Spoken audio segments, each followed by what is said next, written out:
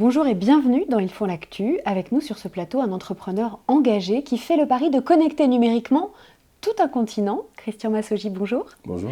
Vous avez créé Mobile Ecosystem, une plateforme numérique très complète à destination du continent africain. L'objectif est vraiment vertueux puisqu'il sait de fournir des outils numériques adaptés aux besoins des populations les plus fragiles pour les aider à créer leur propre richesse. Concrètement, Mobile Ecosystem, comment ça marche ? Alors, c'est assez simple.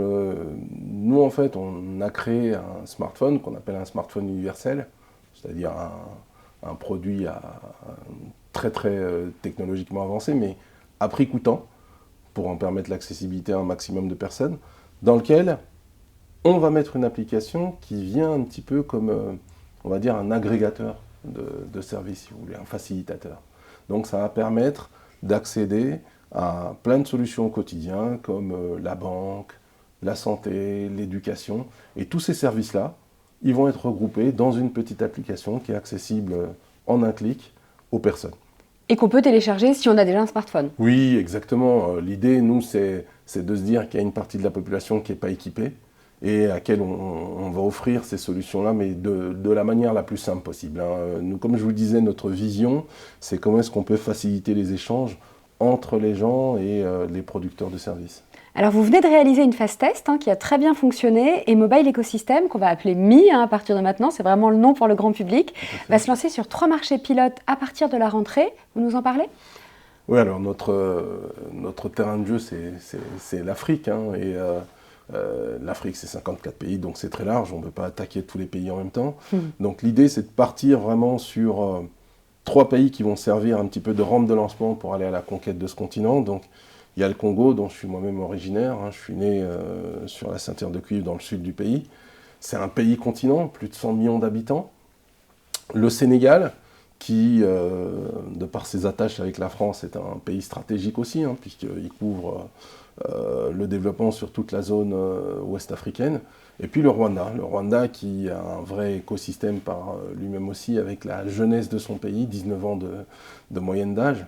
Donc c'est vraiment un pays de digital native. Donc nous, en ayant ces 3 configurations, ça nous permettra d'avoir une vision un petit peu de ce que sont les challenges qu'on doit couvrir en Afrique pour aller réussir notre développement commercial sur le continent.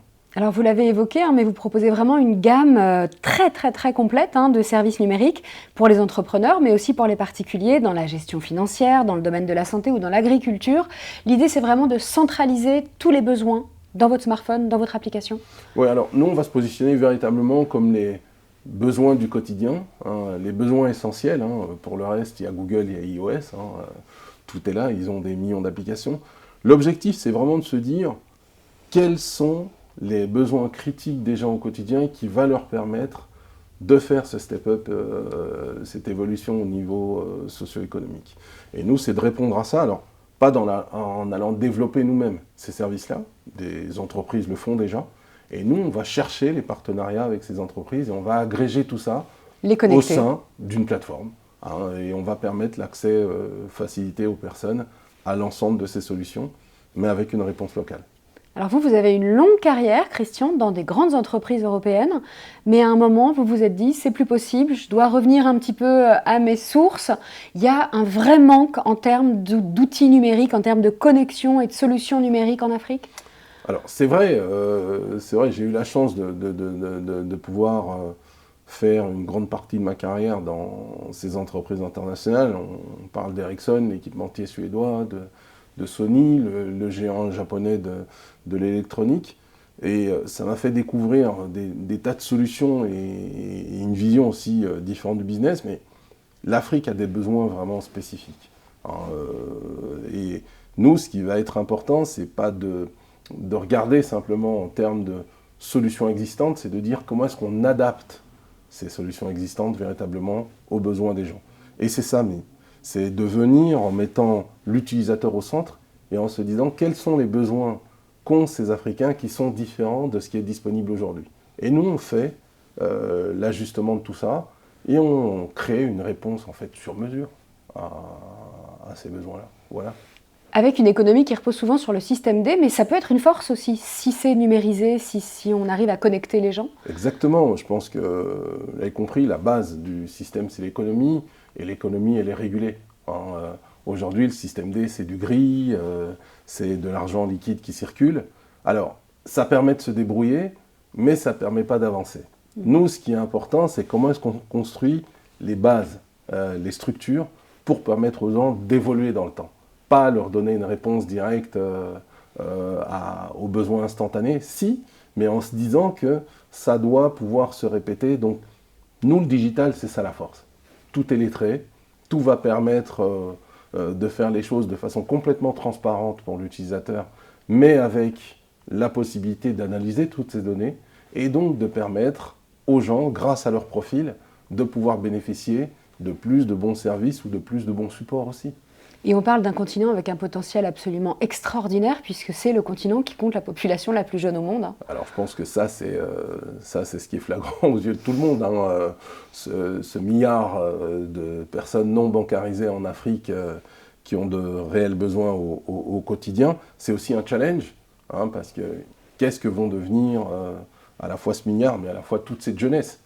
L'idée, c'est si on peut amener toutes ces solutions-là, on va dire, en créant des logiques d'économie circulaire, à faire en sorte que les gens deviennent des moteurs. Chaque Africain est un vrai entrepreneur, et peut-être étudiant, travaille, mais est également entrepreneur à côté. Et donc, comment est-ce qu'on peut, nous, amener tout ce potentiel-là en disant, voilà l'outil, voilà les services, et en connectant les deux, on crée de l'économie. Les femmes aussi sont vraiment au cœur de votre projet? Les femmes surtout. Tout le monde a une mère. J'en ai une qui est mon premier moteur, mon premier sponsor. Et je pense que ce qui est important, c'est on a parfois une vision erronée de l'Afrique. L'Afrique est une société matriarcale. Alors, ça ne se reflète peut-être pas forcément quand on regarde les tops entreprises en Afrique, les gros groupes industriels, mais l'économie du quotidien repose sur les femmes. Ce sont elles qui sont le centre économique du foyer, ce sont elles qui sont le centre de l'économie du quotidien, les vendeuses au marché, tout ce que vous pouvez voir de visible. Donc c'est essentiel de dire que si ce rouage-là, dans l'ensemble, n'est pas digitalisé, ne participe pas à cette évolution-là, alors tout le reste s'écroulera. Et donc il est vraiment essentiel que, au travers du projet MI, il y ait un vrai pan qui soit complètement dédié à l'entrepreneuriat et aux femmes en général. Votre devise, c'est « Ensemble plus fort ». Quelles sont les valeurs qui font l'identité de MI? Alors nous, on est une société d'innovation, on est une société, on va dire, qui est composée essentiellement d'ingénieurs issus de grandes écoles. La société a été construite comme ça, mais avec la conscience de ce que nous sommes. On reste une start-up, donc naissant. Derrière, ce qui va être important pour nous, c'est de se dire que d'autres sociétés ont déjà développé des choses qui fonctionnent déjà, donc on ne va pas réinventer la roue. Par contre, on croit à l'intelligence collective. Nous, l'idée, c'est de se dire ce que les gens font très bien. Nous, on va pouvoir le collecter, le combiner et construire tout un peu à la manière de Lego.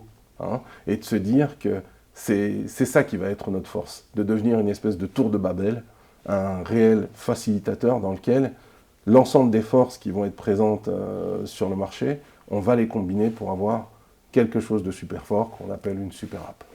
Pour terminer, quelle est l'actualité de MI? Quels sont les grands chantiers à venir? Alors, les grands chantiers à venir, on est déjà dedans, puisqu'on l'a dit, il y a cette phase de test qui a été réalisée. Maintenant, on va rentrer dans la vraie vie. Dans le concret. Dans le concret, dans le réel.